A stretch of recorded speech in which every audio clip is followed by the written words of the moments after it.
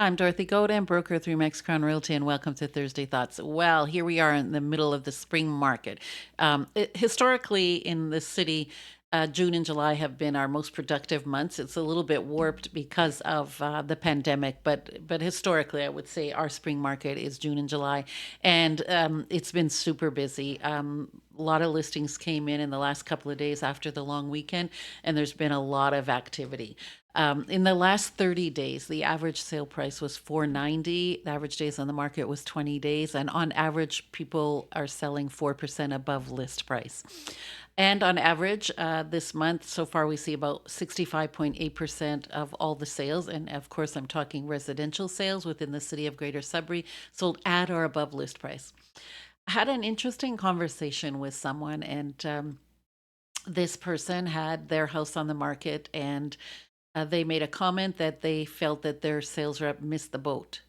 And I asked, well, what do you mean missed a boat?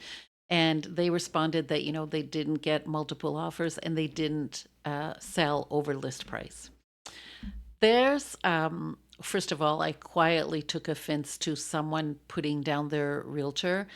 To me, when you're working with a realtor, it's a two-way conversation, and you're working in coordination with your realtor. I'm not working by myself. When I work with a seller, there's a lot of communication. There's a lot of history that we're going through in terms of the market. What are the market trends? There's a lot.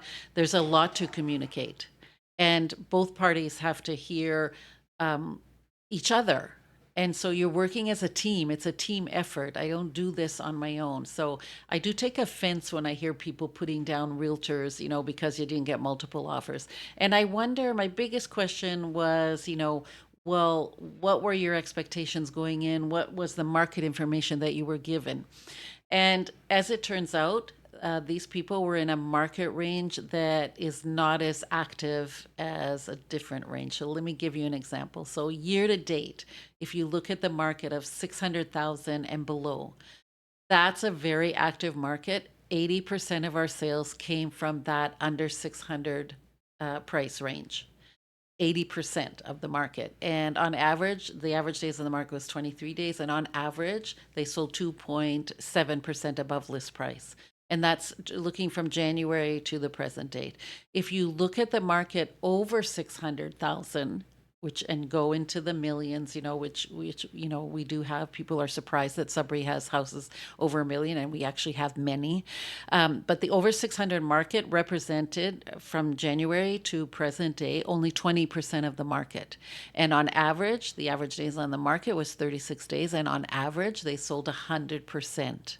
So if you're given the numbers of this is what happened within the city of Greater Sudbury as an average, and you don't break it down to your client's specific property, then of course their expectation is going to be much greater. So if I only said to my people, oh, listen, in the last 30 days within the city of Greater Sudbury, on average,